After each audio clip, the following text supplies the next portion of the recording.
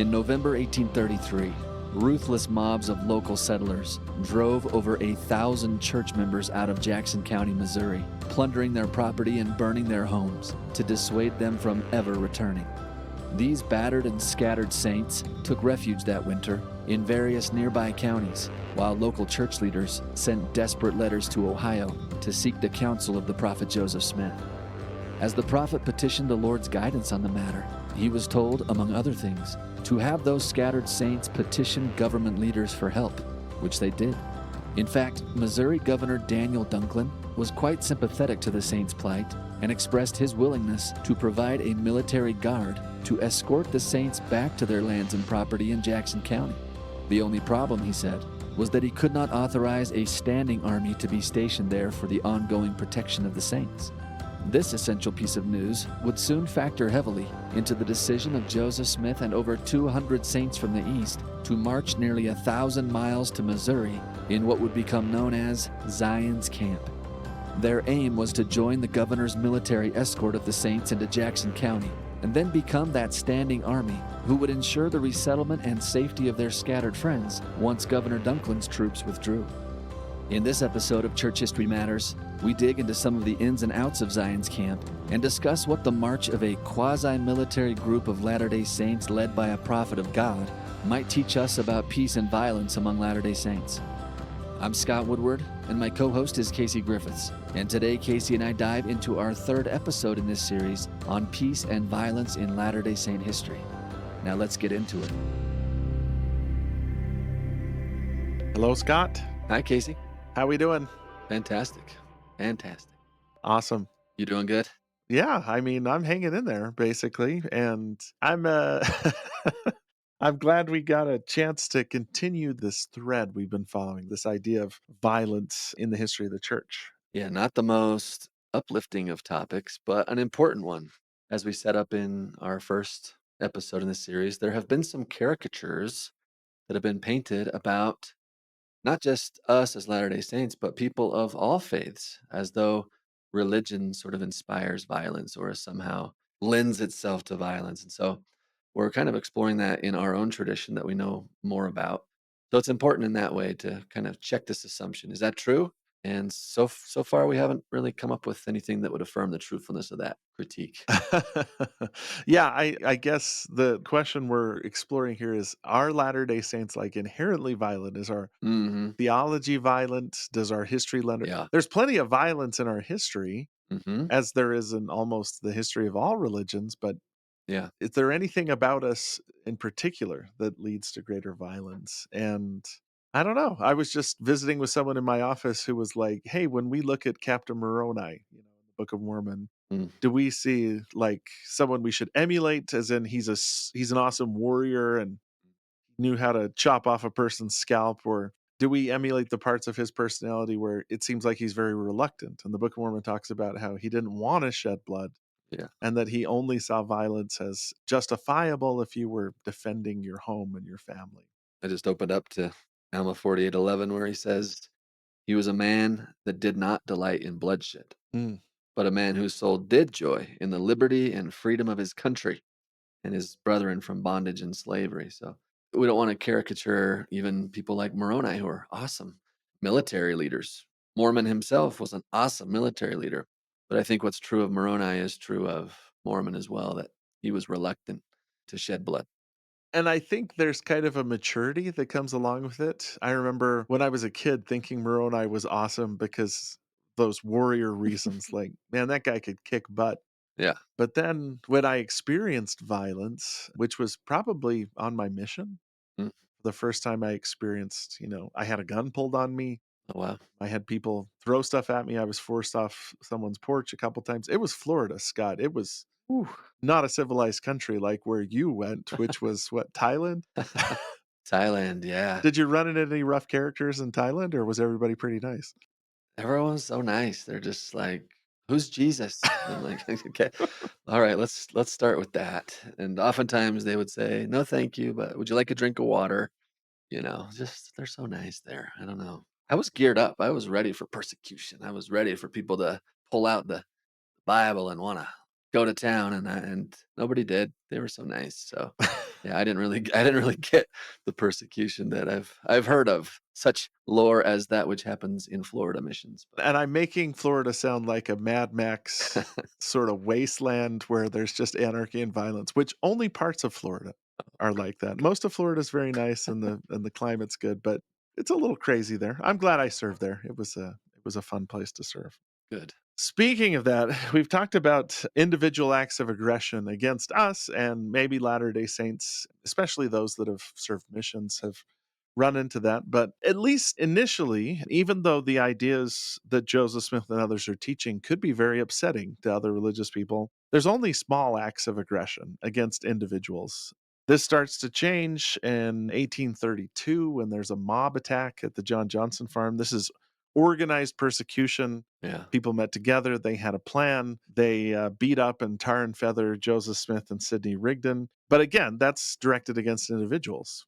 The first organized violence against Latter day Saints as a people comes in 1833 when the citizens of Jackson County, Missouri, organize themselves to evict the Latter day Saints from their homes in Jackson County, the place where they believe that Zion is going to be established. So, in the fall of 1833, Latter day Saints are forcibly evicted from their homes in Jackson County, and Joseph Smith is struggling with this. Yeah. He received several revelations. These run from really the earliest one dealing with it directly is Section 97. Section 98 deals with it. Section 100 is the Lord comforting them over it. But then Section 101 comes after the violence has happened Yeah. and they're grappling with what the meaning is, basically. Mhm. And Section 101 says, hey, this is partially the saints' fault. They had internal squabblings and problems and disunity. But the Lord also offers them a comfort and a promise that Zion would be redeemed. And that leads us to where we're at today. Now, they've been forcibly evicted from Zion because of violence. How do they respond? Yeah. In this series, we've been using this model to kind of examine the types of violence that Latter day Saints have been involved in. The first type of violence is where the saints are victims. They're solely on the receiving end of it. We've explained that examples like the attack on the Johnson farm, and I think the expulsion from Jackson County fits into this category where Yeah. it doesn't seem like they attacked first. If they acted violently, it was only in self defense, and that the violence was the sort that they were victims of, that they weren't the initiators of violence. Yeah. And I can't think of any stories where they fought back in the 1833 expulsion. Can you? There were individual cases, I think, where they did fight back. But again, it was they were attacking our farm. We fired back. We chased the mobbers away, all that kind of stuff. Nothing where they organized themselves or offered any kind of resistance other than piecemeal families kind of saying, get off our land, that kind of thing. One-off people shooting their rifles, Yeah. but nothing organized. Yeah, and Okay. it generally spontaneous too. They don't organize to defend their homes or anything. They do organize to negotiate with the leaders of Jackson County. Yeah. So I'd feel comfortable placing the 1833 persecutions into situation one. They were victims of violence. For sure. The second type of situation is where the saints engaged in conflict with their neighbors, kind of where they gave as good as they got. So they fight back. Sometimes they were aggressors. And an example of this, which we're going to talk about in a later episode, is the 1838 Mormon War in Missouri, where the saints organized and there was back and forth amongst them and their foes. The saints attacked a settlement, their adversaries attacked the settlement, and there was to and fro. Lex talionis, as we said last time. Yes. Yeah, again, anytime that you get a chance to speak Latin, you generally use it, right? Because Dropping it. yeah, Dropping it. if you Yes. know Latin, you got to Yes. use it. Tit for tat. Yeah. Is that It's a Latin? dying language. If we don't use it, we're gonna lose it. Let's keep rolling. So, situation 3 is where Latter-day Saints are the aggressors, where they engage in violence. And unfortunately, there are examples of this within Latter-day Saint history. The most terrible example is the Mountain Meadows Massacre, which we're going to get to eventually. It's not a happy thing to talk about, but we need to talk about it. So, today presents kind of an interesting case study of where does this fit into the 3 categories. So, you want to give us a little context of what we're going to talk about? Yeah, we began talking last time about Zion's Camp, this group. And so let me just recap a little bit about Zion's Camp. So, in the aftermath of receiving Section 101, Missouri church leaders petitioned Governor Daniel Dunklin of Missouri and even U.S. President Andrew Jackson for assistance Governor Dunklin was actually quite responsive, and he called for both civil and military courts of inquiry, even sending the attorney general with witnesses protected by a military escort to Jackson County to criminally prosecute the mobbers and ordering the mob to restore weapons they had stolen from the saints and stuff. But it becomes very apparent very quickly that the hatred of the Jacksonians was so strong that, I mean, even the jurors refused to do anything. The Attorney General of Missouri advises the Saints to relinquish their hopes of criminal prosecution against this band of outlaws, he says. And despite the governor's orders, their weapons were never returned. Then Governor Dunklin also expressed his willingness to have a military guard actually escort the Saints back to their lands and property. He said, quote, "Under the protection of this guard, your people can, if they think proper, return to their homes in Jackson County. But," he says, "he was not authorized to station this military there for any length of time after this." So he could provide a military escort, yes, but a standing army to keep them safe in perpetuity, he could not. So this essential piece of news will actually factor into the decision of Joseph Smith and over 200 saints from the east to actually marching to Missouri in what will become known as Zion's Camp. The intention was to march with the governor's military escort, which could only be temporary, right? That escort. And then once the escort pulled back, Zion's Camp would become the standing army in Jackson County that would basically ensure the resettlement and safety of their scattered friends, their fellow Latter-day Saints. In fact, church leaders in Ohio write to Governor Dunklin. They say to him what their intentions are. They said, quote, "Our object is purely to defend ourselves and possessions against another unparalleled attack from that mob.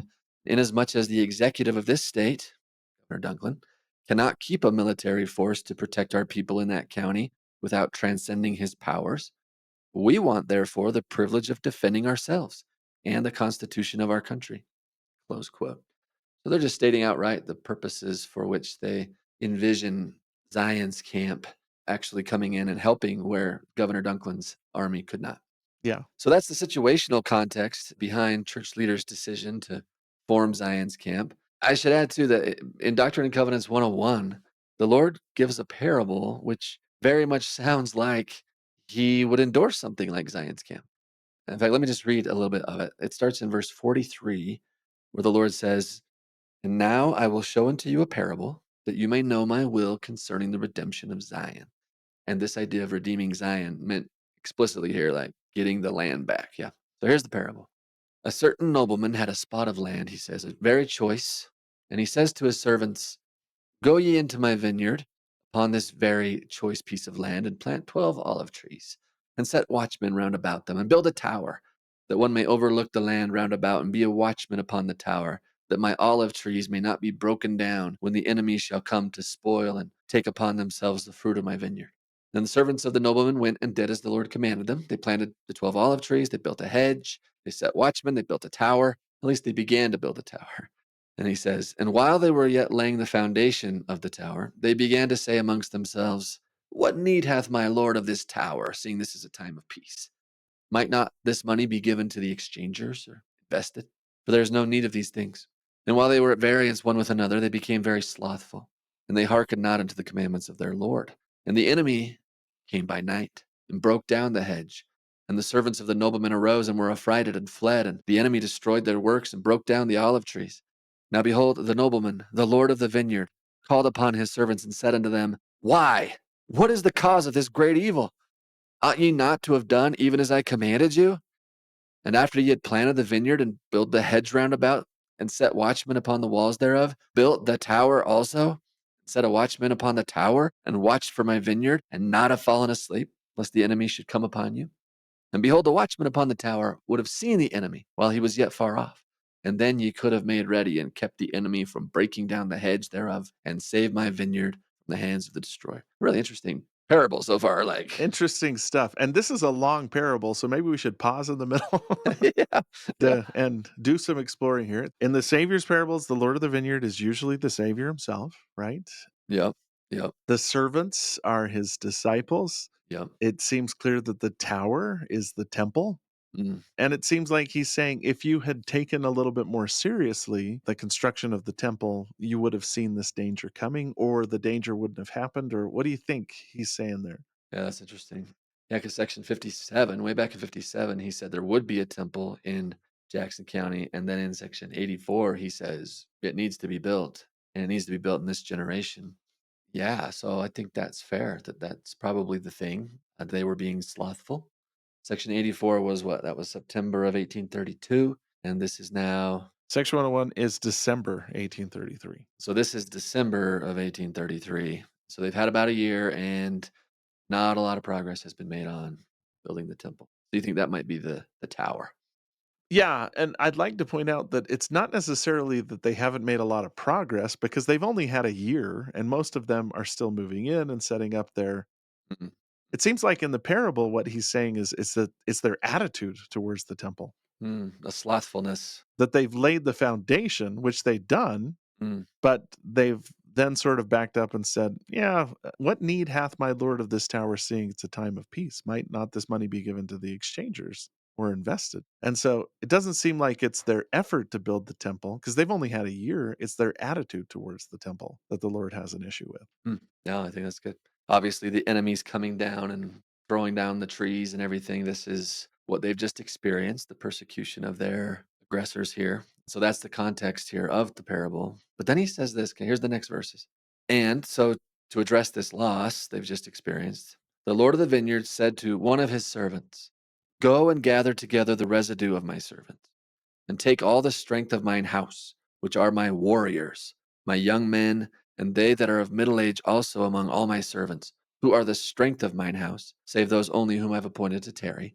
And go ye straightway unto the land of my vineyard, and redeem my vineyard, for it is mine.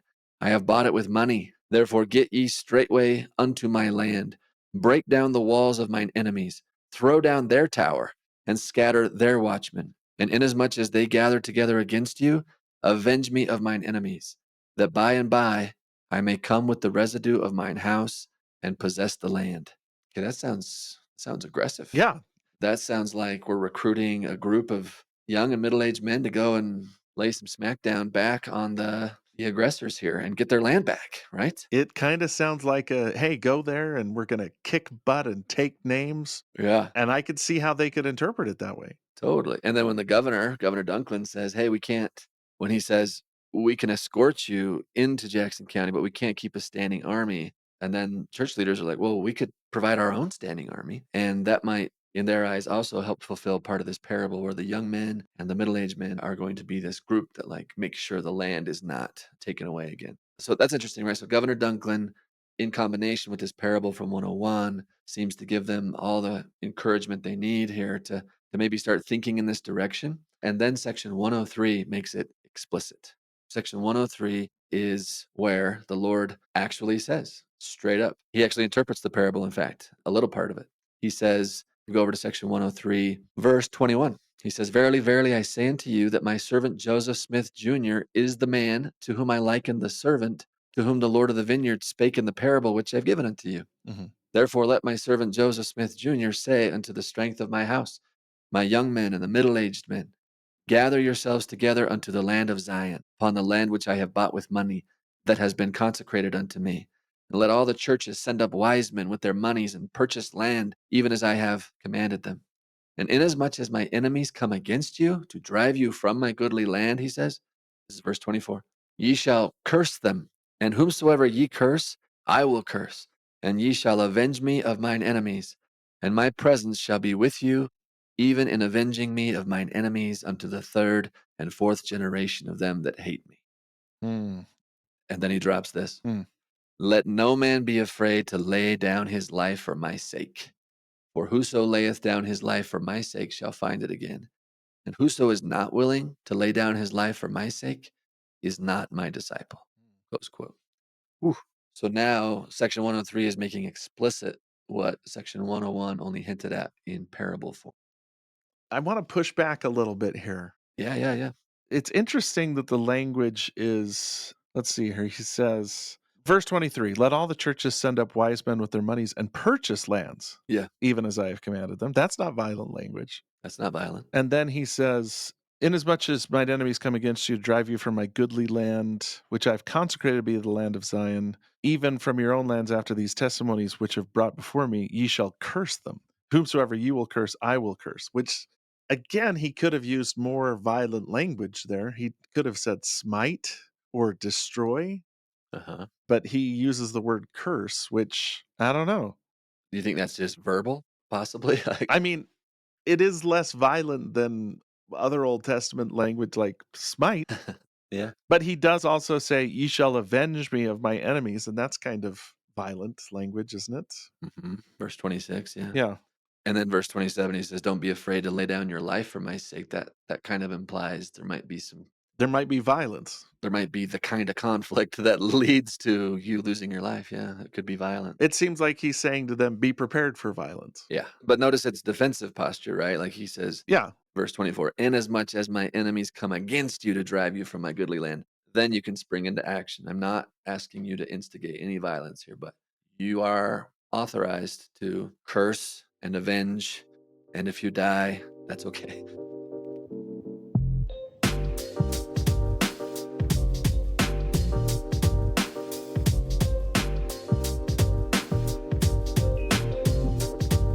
So that leads us to our burning question of the day, Yeah. Casey. What we want to look at today explicitly is like, okay, so what does the March of Zion's camp actually say about peace, violence among Latter day Saints? Is this an example of Latter day Saints being violent and God authorizing them to be violent? Yeah. Or is there more to the story here? I'll tell you right now, this is something that bothered some early saints, like even like William E. McClellan, one of the original 12 apostles. He'll say that this is one of the reasons he leaves the church. Mhm. He thought this was unbecoming of a prophet of God to lead a military group. Mm. He said, that to me was proof Joseph was a fallen prophet. David Whitmer will say similar things, that this to them seemed out of character for a true prophet to lead a military group. This has bothered people from the very beginning, even some stalwarts, David Whitmer and a member of the 12. So let's get into it then. Let's talk about this. And I wanna say that seems odd to me, especially because William McClellan seems to have been such a huge proponent of the Book of Mormon, and about, a significant number of the prophets in the Book of Mormon are also military leaders. Yeah, Alma the Younger is the civil and political and military leader before he leaves to join the ministry. yeah. Captain Moroni is seen as a righteous person. And then there's Mormon. There's Mormon. Yeah, The editor of the book is seen as both a great prophet, but also a significant military and civil leader. And so I wonder if that's hindsight that they're writing this stuff after they've left the church and looking for reasons to criticize Joseph. But yeah, and it's definitely not the full story. Like McClellan will also confess that he had quit praying, he had quit supporting the leadership of the church, and he had been indulging himself in some lustful desires, he says. yeah. So there's more going on. It's always more complicated than just, oh, Zion's camp. There was a military prophet. I'm out of the church. Like there's things, but this is one of the burrs under his saddle, I guess, that made him feel angsty against Joseph Smith. So Well, let's dive into the call of Zion's camp then. So you set it up beautifully, Scott. The Saints in Kirtland, Ohio were very worried about their brothers and sisters in Missouri who are basically refugees on the banks of the Missouri River in Clay County. They've been forced out of their home. They don't have adequate shelter or food. Many of them are ill. The condition of the Saints was tough. It was really tough. In fact, W. Phelps writes to Joseph Smith, "The condition of the scattered Saints is lamentable and affords a gloomy prospect." But he also adds in that deal that Governor Dunklin was willing to make. "The governor is willing to restore us, but as the Constitution gives him no power to guard us, when back we are not willing to go. The mobs were, if we come, we shall die." So boy, they're helpless. The governor isn't being very proactive in trying to assist them. And Joseph Smith is really, really struggling with this. And I want to point out another thing in section 101, which is hmm section 101 gives part of the reasons why they're suffering. Some of the language, this is verses 2 and 4. "I, the Lord, have suffered the affliction to come upon them, wherewith they have been afflicted in consequence of their transgressions. Therefore, they must needs be chastened and tried, even as Abraham." He's invoking Abraham hmm again, and then gives the parable of the vineyard and tells them Zion shall not be moved out of her place, notwithstanding her children are scattered. So we're going to get the land back, but you're going to be scattered for a little while. yeah. Then Section 103 comes, which includes kind of this martial call, put together a group, travel to Zion and avenge me of mine enemies, or curse our enemies, or anything like that. Yep. So church leaders start acting on this commandment immediately, Section 103. Just 2 days after Joseph Smith received Section 103, he and Parley P. Pratt begin recruiting volunteers to go to Missouri. And in the following weeks, Orson Pratt, Orson Hyde, Hiram Smith, Frederick G. Williams, all of these prominent church leaders join in recruiting efforts. Yeah. Parley P. Pratt would later write, quote, "Our mission resulted in the assembling of about 200 men at Kirtland with teams, baggage, provisions, arms, etc., for a march of 1,000 miles for the purpose of carrying some supplies to the afflicted and persecuted saints in Missouri and to reinforce and strengthen them, and, if possible, to influence the governor of the state to call out additional force to cooperate in restoring them to their rights." So that's interesting. None of the reasons Parley gives are violent. He says they're taking supplies. Huh? He says they're reinforcing and strengthening the saints, and they think that if they show up, the governor will finally kind of call out some people to help them also. Yeah. But Parley does say that this little army, that's the word he uses, was led by the prophet Joseph Smith in person. In records from the time, this group, we should note, was originally referred to as the Camp of Israel. So if you go to search on the Joseph Smith papers for stuff about this, that's the search term you should use. But later on, the Camp of Israel becomes associated with the Trek West. Yeah. The more common name used with this expedition to Missouri, which takes place in the spring and summer of 1834, is Zion's Camp. So that's where the name kind of comes from. Now, if we're talking about martial language too, at the Kirtland High Council meeting in February 1834, Joseph Smith was appointed commander-in-chief of the armies of Israel and the leader of those who volunteered to go and assist in the redemption of Zion. So that sounds like military language too, which might suggest violence. Yep. Yeah, there could be combat. There could be combat, yeah. And it's probably best to say that Zion's camp was sort of a quasi-military force. They have Yeah. peaceful objectives in mind, but the revelation tells them to be ready to fight, to even lay down their life if they have to. But the objectives that Parley gives, and again, he's writing after the whole thing's over, seem to be mostly non-violent. They're trying to help the saints and figure out a way to get their lands back, but he doesn't make it sound like they're looking to use force to do so, though, again, Yeah. he's writing 20 years down the road and probably looking back on it with a different lens. Maybe they're ready to spring into action if needed, but Yeah. their preference is toward nonviolence, something like that. They're not looking for a fight, but they're ready in case one comes.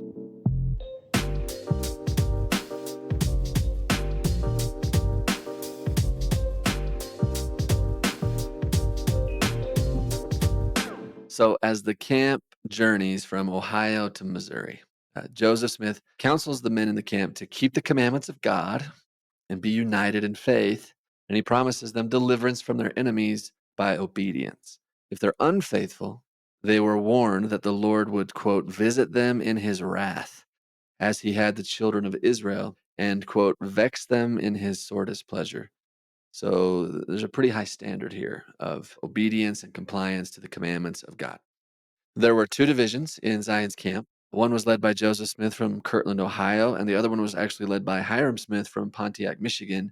And the assembled force ranged in age from 10-year-old little Bradford Elliott and George Fordham to the oldest, who was Noah Johnson, age 71. No. But the average age was 29. And at its height, there were 207 men, 11 women, and 11 children on Zion's camp, according to the numbers we have. What's also, I think, important to the story is to note that there are a number of names that we're going to start to recognize as time marches on in church history, but they were all kind of brand new church members at this time. We're talking about Brigham Young, Wilford Woodruff, Parley P. Pratt. These guys are not in any real big positions of leadership yet. There's no Quorum of the 12 yet.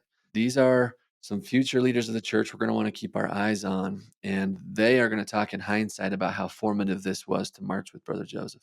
Yeah, and I like to tell my classes Zion's camp is like the early church dream team, that all these figures that are going to be significant later on come into play. Let me also add too that there's a lot of stories from Zion's camp. Yeah. And we're not going to tell all of them right now. And we were debating, like right up until we hit record, like, are we going to talk about Zelph? Are we going to talk about Zelph the Lamanite, which is a story associated with Zion's camp? But we decided to kind of keep a tight focus on this theme of violence and peace. And so We apologize if we're leaving out your favorite Zion's Camp story, which probably is Zelph the Lamanite. Awesome story. Look it up. Probably. Tons of material Yeah. on Scripture Central. Yeah. But we're doing it Keeping it tight. for the sake of focus. We're keeping it tight. We're keeping it tight. Yes. Yeah. So keep me disciplined, Scott. Oh, likewise. Although there is that cool story, Casey, that I think fits. The rattlesnake story. Remember this rattlesnake story? The rattlesnake story fits the theme. So let's tell the rattlesnake story. It fits the theme. So yeah, so there's this moment, right, as they're marching along, that Joseph learns that there's these men in camp that are trying to kill 3 rattlesnakes. And he actually intervenes and says, quote, "Let them alone. Don't hurt them. How will the serpent ever lose its venom while the servants of God possess the same disposition? Leave it alone, man." There you go. There's a nonviolent plug right there. I mean, of anything, you would think that we're justified in killing rattlesnakes, Yeah. aren't we, Casey? Yeah. I mean, these things are dangerous. These are violent. But Joseph's like, just leave it alone, guys. Leave it alone. I've used that story with the young men and young women in my ward when we go camping. Like, hey, stop killing stuff. Joseph Smith wouldn't want you to do that. That unwarranted violence is just that. It's unwarranted. Yeah. There's a time and place to defend yourself from rattlesnakes. But if they're not threatening you, why? Why use violence? If we're not really typically justified in killing rattlesnakes, then how are you going to justify killing squirrels and birds, kids? Right? Leave them alone. Leave them alone. Here's another one.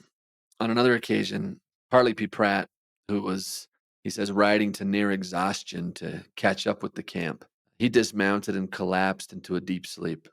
I had only slept a few moments, he recalled, when a voice more loud and shrill than I had ever before heard fell on my ear. And the voice commanded him to rise and continue on his journey. And then he says, I sprang to my feet so suddenly that I could not recollect where I was or what was before me to perform.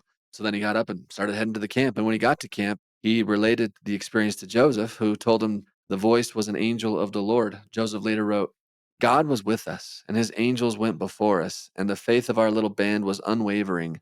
We know that angels were our companions, for we saw them. This is what Joseph told them that they could expect. If they kept the commandments, God would be with them. They shouldn't even deviate on little excursions or seemingly innocent things like killing rattlesnakes. Keep it tight, everybody. Stay focused. And Parley P. Pratt is saying, I was the recipient of some of that obedience, right? Mm-hmm. An angel actually woke me up and told me to get on. Who knows what would have happened if he hadn't, but they weren't always consistently obedient, were they, Casey? Do you want to talk about what happens next? There's also numerous stories about them grumbling and complaining on Zion's camp. Yeah. A lot of them are centered around Joseph Smith and his conflict with a guy named Sylvester Smith.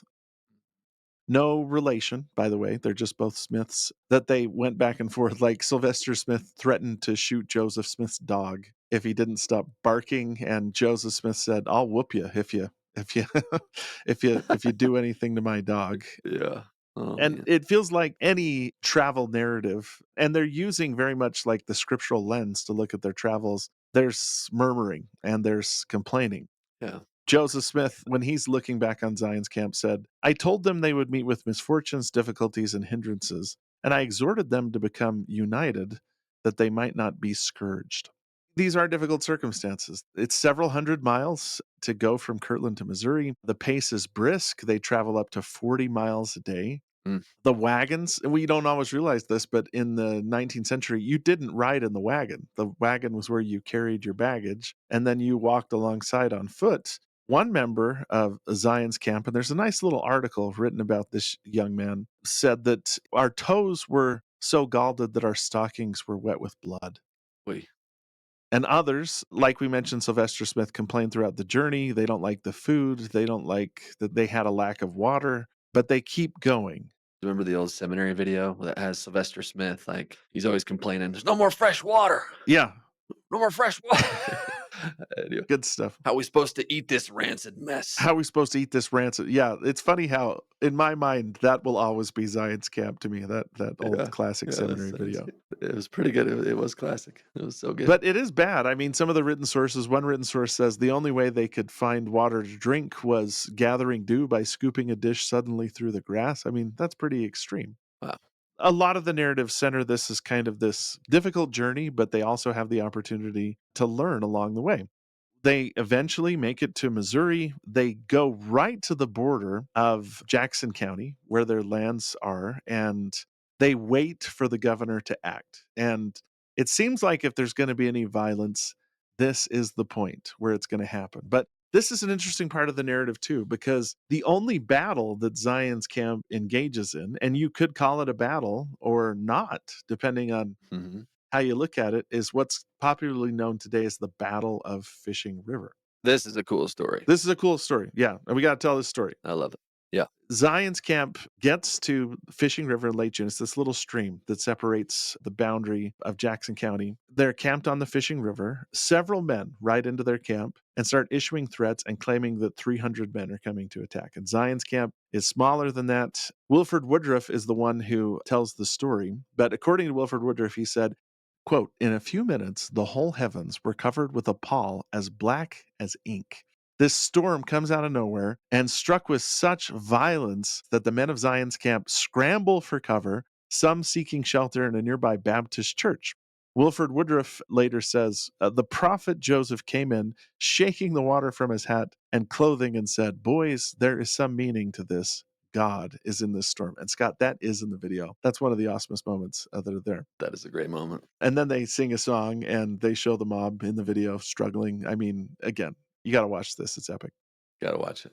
Now, what they had reported to them was that the opposing force, the group that was coming to attack them, was so battered by the storm, and the Fishing River rose so much that it was impossible for them to cross the river and get to them. Joseph Smith later said that one of their men was killed by lightning, and another had his hand torn off by his horse, and they declared that if this was the way God fought for the Mormons, they might as well go about their business.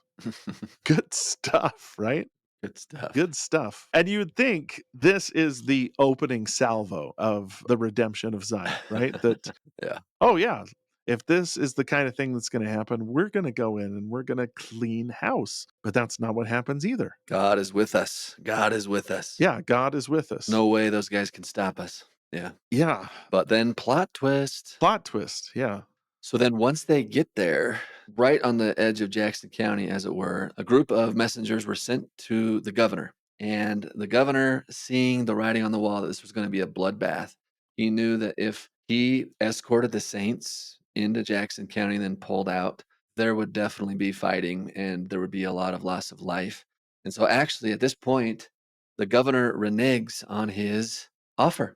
He says, I'm sorry, but we're not going to do this. I'm not going to have my military escort you into Jackson County. Mm-hmm. At that point, that's a pretty frustrating moment for everybody, right? That the story they had in their head was the way it would go. They would go into Jackson County. He would pull out his military. Zion's camp would protect everything. And the saints would re-inherit the land. Zion would be redeemed, right? This was how it was supposed to go. Mm-hmm. So when the governor reneges, then all the pressure is on the prophet here. What do we do now? And so then the prophet prays right there on Fishing River.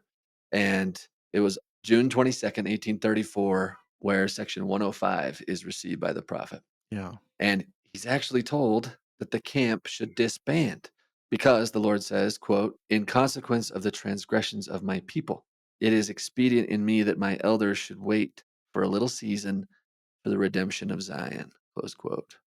Woo. You can imagine how devastating that must have sounded, right? Yeah. I imagine the prophet's countenance crestfallen and others like, what did he say? And then when he tells them how disappointing this moment would be. And then the Lord speaks to all the church members collectively and says they are not yet ready to redeem Zion. The Revelation directly states that, quote, "Zion cannot be built up unless it's by the principles of the law of the celestial kingdom." And as evidence of their inability to build Zion, the Lord cited that the saints had failed to impart their substance to the poor and afflicted among them. This was not a condemnation of all the saints, especially the men and women who sacrificed to travel with Zion's camp, right? But many members of the church were not then living the principles of Zion, and therefore, collectively, they were not yet ready to build Zion. And so that's interesting. If you look in a lot of detail in this section, section 105, like he is pretty clear that there's two clear reasons why Zion cannot be redeemed right now. Number one, the branches of the church have not consecrated their money like he asked them to do to purchase the lands. And he says, since this land cannot be redeemed by bloodshed, it has to be done by money, and the saints have not sent enough money. And number two, verses 16 and 17, he says, "There was not a sufficient number of young and middle aged men who responded to come with you to redeem Zion as I asked them to do." Section 103 actually called for 500, and what they got was 200 and something. And he says that's not enough. So I guess one thing we can kind of pull out of this is the way I would say it is that corporate blessings require corporate obedience, right? If we're going to receive a blessing that's intended for the entire group, then everybody needs to be in on this, right? And so the Lord says that the solution here is that they need to take a break. They need to go back to Kirtland, many of them. And he says in verses 9 and 10, he says, both the elders and my people need to, quote, be taught more perfectly and have experience and know more perfectly concerning their duty and the things which I require at their hands. And then he says, for this to happen for the elders, they must be endowed with power from on high. Mhm. And so education is the solution here. He says the solution is you need education and you need an endowment. You need more experience. You need to be taught more perfectly. You need to also, learn how to consecrate like I'm asking. I mean, that's really interesting here. He says, no bloodshed. We're not going to do this. Meanwhile, those who remain in the region, he says, should try to find grace and favor in the eyes of the locals in that area. Until Joseph and other leaders have sufficient time to gather up the strength of my house, he says in verse 27. Until the army of Israel becomes very great, verse 26. And for wise men to purchase all the lands in Jackson County that can be purchased. This is the Lord's somewhat disappointing revelation response to the saints there on the banks of the fishing river.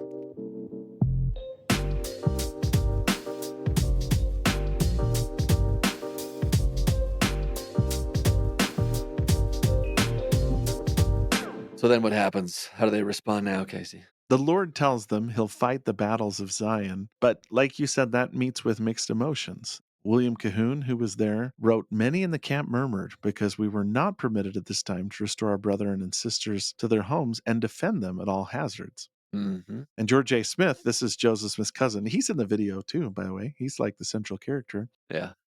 He's a future apostle. He later says, several of the brethren apostatized because they were not going to have the privilege of fighting. So it sounds like some of the men in Zion's camp did want to fight and were very disappointed. Yeah. Another member of the camp, this is Nathan Tanner, said that some declared they'd rather die than to return without a fight, and they gave vent to their wrath on a patch of pawpaw brush some distance from the camp, mowing it down like grass. So they take out their frustrations on this plant, this brush, I guess. Pawpaw brush. Pawpaw brush. Does that mean they shot at it? They shot it down, mowed it He down said they like grass? mowed it down like grass. I don't know exactly what it means. Okay. But interestingly, Nathan Tanner, the one who records this, said the revelation, quote, was the most acceptable to him of anything he had ever heard before, the gospel being the exception. So he's glad that they don't have to fight. Mm-hmm.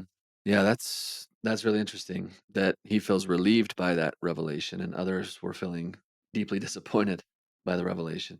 There's one other part of section 105 I did not quote. This is verse 14 and 15. Mm-hmm. Verse 14 says, behold, I do not require at their hands, Zion's camp, to fight the battles of Zion. For, as I said in former commandment, even so will I fulfill. I will fight your battles. Behold, this is really interesting. The destroyer I have sent forth to destroy and lay waste mine enemies, and not many years hence they shall not be left to pollute mine heritage, and to blaspheme my name upon the lands which I have consecrated for the gathering together of my saints. Whoa. So, how does that play out, Casey? That the destroyer has been sent forth to clear the land of the enemies of God, and not many years hence. That sounds like a prophecy with a timestamp on it. Yeah. Not many years hence, they will not pollute the land. How does that play out? Some 19th century church members saw that fulfillment in the Civil War. Mm. For instance, this is B.H. Roberts, who's the church historian. He cites a history of the Civil War in Missouri written by a local clergyman, W.M. Leftwich. And this historian wrote, the warfare at home in Missouri presented scenes of outrage and horror unsurpassed by anything in the annals of civilized warfare, if indeed there can be such a thing as civilized warfare. For everything about it is intensely savage. Between the Jayhawkers of Kansas and the bushwhackers of Missouri, some whole counties were plundered, some were desolated by fire and sword, and some were almost depopulated. And one of those was Jackson County, wasn't it? One of those was Jackson County. Like, an interesting thing is if you go to the Temple lot today, there's two bicentennial markers. The United States set up all these historical markers during its bicentennial in 1976. One of them commemorates the spot of the temple, which Joseph Smith had set apart, and the other one commemorates a Civil War battle that actually happened on the temple lot, like in that exact place. Crazy. Missouri never really seceded from the Union during the Civil War, but two significant battles took place, and they were in Independence, Missouri. And some of the bloodiest fighting of what's called the Second Battle of Independence actually did take place on the temple lot. That could be fulfillment. That could be the fulfillment, yeah. And I want to point out a couple other things too. The Lord counseled the saints in section 105 to be cautious in their dealings with the other settlers too. Mm. Like, he told the members of Zion's camp to talk not of judgment, neither boast of faith nor of mighty works, but to carefully gather together and to act consistently with the feelings of the people. That's verse 24 in the Revelation. So be good neighbors. Yeah, be good neighbors and read the room, it sounds like he's saying basically. It's interesting too that shortly after the revelation is given, there is a punishment administered on Zion's camp, or at least that's how they interpret it. So they're sorting through exactly what we're sorting through right now, what happened and what the meaning is. Was it worth it? Was it worth it? Yeah, why did we do it? In the winter of 1835, so this is the march happens in the summer, they come back to Kirtland. They hold like a little Zion's camp reunion in February 1835. Joseph Smith gathers together sort of the veterans of Zion's camp, Mhm. and he says to them, God did not want you to fight. He could not organize his kingdom with 12 men to open the gospel door to the nations of the earth, and with 70 men under the direction to follow in their tracks, unless he took them from a body of men who had offered their lives, and who made a greatest sacrifice, as did Abraham. And he's hearkening back to that language again, like, you have to be willing to lay down your life. And some people on Zion's camp did lay down their lives, not in battle, but because of disease. And everybody on Zion's camp, he's saying, did demonstrate that they were willing to lay down their lives for the cause. And then he announces that he's calling a quorum of the 12 apostles. 9 members of the original quorum of the 12 are going to be veterans of Zion's camp. He calls the first council of 70. 63 members of the first quorum of 70 marched with Zion's camp. And it seems like he takes away that the purpose of Zion's camp and the suffering that they endured was to demonstrate their sincerity and to allow them a chance to receive training for leadership, that it was kind of a leadership training experience. Yeah, it takes me back to that language of section 103 where the Lord said, let no man be afraid to lay down his life for my sake, for whoso layeth down his life for my sake shall find it again. And then he says, and whoso is not willing to lay down his life for my sake is not my disciple. Hmm. So you really could say that everyone who knew that this could be the end of their lives, like, I mean, I remember Wilford Woodruff saying, like, he thought he was going to be shot. He thought he was going to die. He thought he's probably going to be killed. This is it. But he went anyway. And so you could see Zion's camp as like a discipleship proving ground, like this proof that you really are the kind of people who are willing to do whatever it takes, anything the Lord asks you to do, even sacrifice your life if necessary for his cause. And Zion's camp certainly does that. So I think the Abraham motif here is pretty apropos, right? We were talking before we switched the mics on and started recording today that it seems that the rhetoric of sections 101, 103 are violent rhetoric. It's rhetoric that says we're going to go in there, we're going to get the land back, avenge my enemies, be willing to die. But the reality was more like Abraham, right? The rhetoric that God commanded Abraham was sacrifice your son. Yeah. The reality was I don't actually want you to do that. And you were pondering out loud, and I really liked it. You said maybe this is in that same vein that God actually did not want them to fight, but his rhetoric was go and be willing to lay down your life. But then, like Abraham, he says, actually, I don't want you to really do that. And now I know, and now you know who is really a disciple and who's not. Yeah. Anything else you want to say about that? I thought that was really good. It's paradoxical, right? Because it sounds like he's using this violent rhetoric to spur them to action. Hmm. But then when they get there, the language in section 105 is very much to not fight or that Yeah. they wouldn't fight. And it's hard to figure out. I keep coming back to something our mutual friend Stefan Tager always brings up. Yeah. He talks about the Chronicles of Narnia and how at the end of the Chronicles of Narnia, they're having a big party and somebody says, "Where's Aslan?" You know, Aslan's the Christ figure. Hmm. And Aslan's left. And somebody says, "Why did he leave?" And one of the characters says, "Well, he's not a tame lion. He doesn't play by the rules we expect him to play by." Yeah. And sometimes I look at incidents like this and say, why all the games? Well, we don't always know his purposes behind it. And maybe they were misinterpreting the revelations. They took it, and we still sometimes take it today to mean that they were going to inflict violence and get their land back. They were going to kick butt and take names, but that wasn't what the Lord intended. That they may have misread, or he may have known that that was the type of language that would get them to act, but that was never his plan all along the way.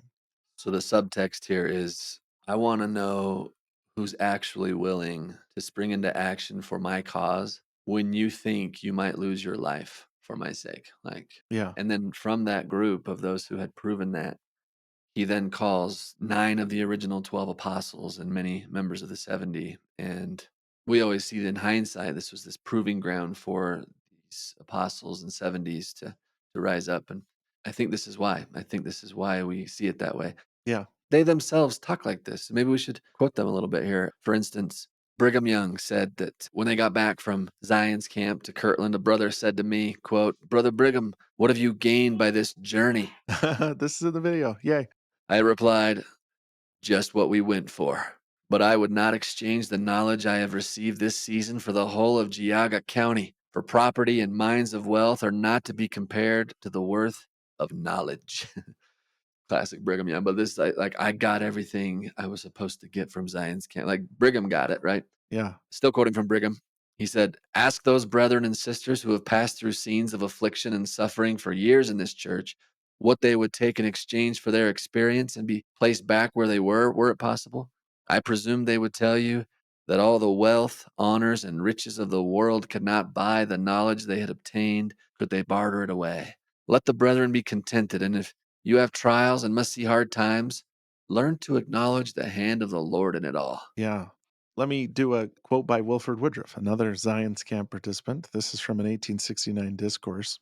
He said, "When the members of Zion's Camp were called, many of us had never beheld each other's faces. We were strangers to each other, and many had never seen the prophet. We had been scattered abroad like corn sifted in a sieve throughout the nation. We were young men, and were called upon in that early day to go up and redeem Zion, and we had to do what we had to do by faith. We assembled together from the various states at Kirtland and went up to redeem Zion in fulfillment of the commandment of God unto us. God accepted our works as he did the works of Abraham." There's that comparison. And then he goes on to say, "We accomplished a great deal, though apostates and unbelievers many times ask the question, 'What have you done?' We gained an experience that we never could have gained in any other way. We had the privilege of beholding the face of the prophet. We had the privilege of traveling 1,000 miles with him and seeing the workings of the Spirit of God with him and the revelations of Jesus Christ unto him and the fulfillment of those revelations. Had I not gone up with Zion's camp, I should not have been here today." Mm. That's a good one too.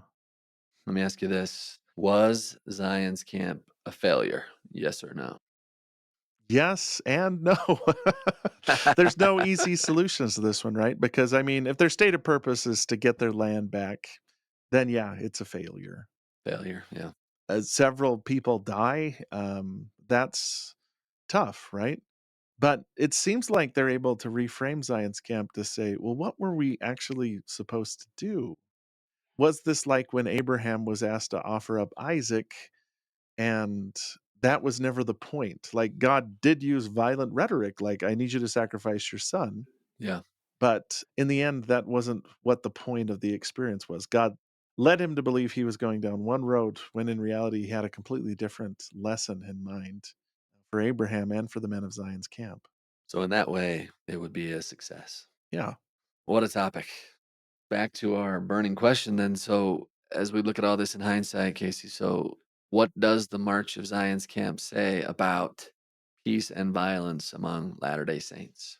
Yeah. What would you say to kind of wrap it up?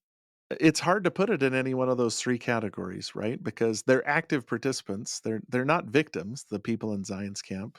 Mhm. They do experience some violence, but not violence that they carry out. Mm. They're not the aggressors, definitely, but I still sort of think that we misread the texts surrounding Zion's camp. For instance, here's one part of section 105 that we didn't read. I want you to look at kind of the paradoxical language here. Yeah. Section 105, verse 26. Now, behold, I say unto you, my friends, in this way you may find favor in the eyes of the people until the army of Israel becomes very great. Now, that's martial language, right? The army of Israel, it's going to become great. Bide your time until we get a big enough group to come in militarily and take over. Once we have enough people, we're going to go in and we're going to clean house. But look at the next verse. I will soften the hearts of the people, as I did the heart of Pharaoh from time to time, until my servant Joseph Smith Jr. and mine elders, whom I have appointed, shall have time to gather up the strength of my house. That's nonviolent. He's citing the story of Pharaoh in the Exodus, where the Israelites did not rise up as an army that inflicted violence, but that learned to trust in God, and God changed conditions. I guess there was violence, but not violence inflicted by the Israelites in this particular story from the Old Testament. Yeah, what about that last part of that verse where he says, "Until you have time to gather up the strength of my house"? Is he not saying like, "I'll soften the hearts of your enemies until we're strong enough to take them out"? Is that not what he's saying? I guess that's one way to read it, but you could also say, I'm going to soften their hearts so that you don't have to fight too as you gather your strength. Because look at the next verse. Look at the next verse. And to have sent wise men to fulfill that which I have commanded concerning the purchasing of all the lands in Jackson County that can be purchased in the adjoining counties round about. For it is my will that the land should be purchased, and that after they are purchased, my saints should possess them according to the laws of consecration which I have given them. And after these lands are purchased, I will hold the armies of Israel guiltless in taking possession of their own lands, which they have previously purchased with their monies. So, all nonviolent rhetoric, right? You're going to purchase the lands, you're not going to seize the lands. But then that verse continues. Yeah, but then the verse continues, and the throwing down of the towers of mine enemies, that they may be upon them, and scattering their watchmen, avenging of my enemies, until the third and fourth generation of them that hate me. Let my army become very great, let it become sanctified before me, fair as the sun, and clear as the moon, and that her banners may be terrible upon all nations. And the question we're asking here is, what kind of army is this? Is this an army of violence? Is this an army of good? We've all seen situations where there's a natural disaster. The army shows up. They're distributing medicine. They're building shelters. They're helping people. An army can be a great force for good without violence. We've all seen bad situations where an army will show up. Look at the Lord's instructions at the end of the section. He says, Mm. and again I say unto you, sue for peace, not only to the people that have smitten you, but also to all people, and lift up an ensign of peace, and make a proclamation of peace unto the ends of the earth, and make proposals for peace unto those who have smitten you, according to the voice of the Spirit which is in you, and all things shall work together for your good. Therefore be faithful, and lo, I am with you even unto the end. Even so, amen. Okay, so I think that is the Lord showing his cards Hmm. at the end. Yes, he's been using some violent rhetoric throughout this section, like he did with Abraham. But I think here we're seeing the Christ spirit breathe through here. Like at the end of the day, what does he really want from his people? Peace. How many times do they say peace there? Sue for peace. Lift an ensign of peace. Make a proclamation of peace. Make proposals for peace. Yeah. So, man, I get why some people feel like there is a tendency toward this fighting spirit with Zion's camp. The language is there if you want to grab it, but underneath it all, the actual actions that take place are very much the opposite. Yeah, They're not about fighting. yeah. You have proven that you're willing to lay down your life. Excellent. Now, sue for peace, proclaim peace, raise an ensign of peace. This is the Christ spirit. I don't know. I love how this section ends. It's a bit of a roller coaster, this whole section with the rhetoric, but the way that it lands, just like, ooh, is soothing to the soul. He Yeah. sticks the landing, right? And I can Yeah. see Yeah. reading this last section why people like Patrick Mason, who I have a ton of respect for, Hmm. are saying, what if this was an army like the army Mahatma Gandhi assembled, you know? The Salvation Army. Yeah, and a group of people that are organized like an army and can get stuff done and handle logistics the way an army can, but that isn't intended for violence. It's funny how we still have this kind of violent rhetoric about the second coming. Like I had somebody from Community of Christ in my office earlier today, and his question was, "Are you planning on building Zion on the rubble of our temple?" And sometimes we do talk like that, right? Like Mm, they're going to get wiped out. But the Lord here is using words like purchase. He's saying, raise up an ensign of peace. It seems like his overwhelming desire is an army that can carry out good works without inflicting violence. So I'm going to say Zion's camp, first of all, is incredibly complex as a story, yeah. but it sort of defies categorization because in the end, it seems like a story about nonviolence. Yeah, that's interesting. So, in conclusion, I think so. We have to acknowledge that there is language of violence hmm regarding Zion's camp. I think we have to acknowledge that's in the text. Yeah. But the purpose for that language does not seem to be to inspire them to actually be violent. Yeah. In fact, it's quite the opposite the way that the section ends, section 105. I think that's telling. I think we're seeing. I don't know why God does this, Casey, and I don't know that anyone does. The most troubling story in all of Scripture is the sacrifice of Abraham. I don't know that we want to always just hold that up as like this really warm and fuzzy story. It is not. It is Yeah. it's awful. It's an awful story. Like this whole episode of Zion's camp is framed in this Abraham motif, though, right? Section 101, verse 4, where it says, "Therefore they must needs be chastened and tried, even as Abraham, who was commanded to offer up his only son." And on the other end of it, in February of 1835, you quoted that from Joseph Smith saying, "God did not want you to fight. He couldn't organize his kingdom with 12 men to open the gospel door to the nations and with 70 to follow in their tracks unless he took them from a body of men who had offered their lives and who had made as great a sacrifice as did Abraham." As if to say, the purpose of Zion's camp was accomplished and the sacrifice is acceptable. So that's something I'm walking away from this conversation, Casey, thinking about is the Abrahamic motif overlaid on top of Zion's camp, how the rhetoric versus the reality plays out similarly, how the blessings for those people who are willing to do what God asked them to, but didn't ultimately have to do that, Yeah. also plays out as well. So thank you for that. Thank you for helping me see that frame. Again, I'm glad that you pointed out that the story of Abraham and Isaac is a tough story. Mm-hmm.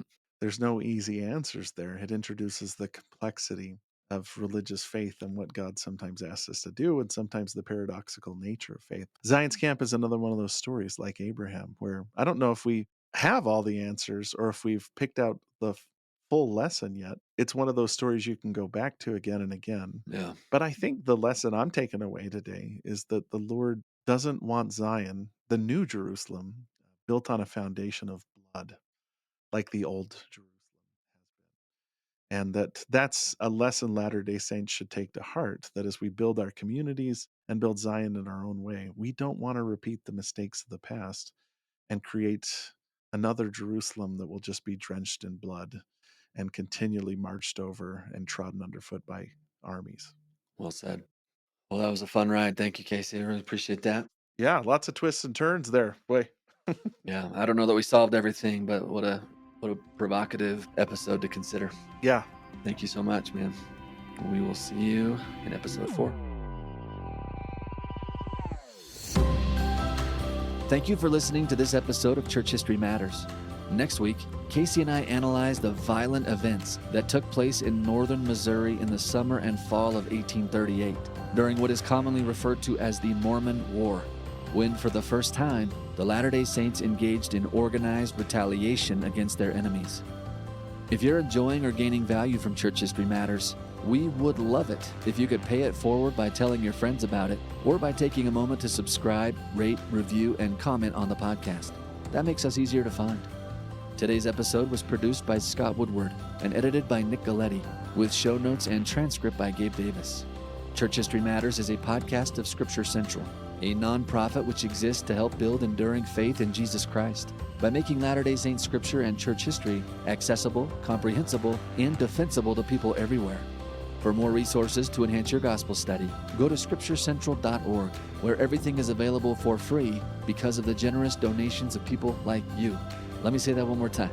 All of our content is free because people like you donate to make it possible. And if you're in a position where you're both willing and able to make a one-time or ongoing donation, rest assured that your contribution will help us at Scripture Central to produce and disseminate more quality content to combat false and faith-eroding material out there in the digital marketplace of ideas. And while Casey and I try very hard to be historically and doctrinally accurate in what we say on this podcast, please remember that all views expressed in this and every episode are our views alone and do not necessarily reflect the views of Scripture Central or the Church of Jesus Christ of Latter-day Saints. Thank you so much for being a part of this with us.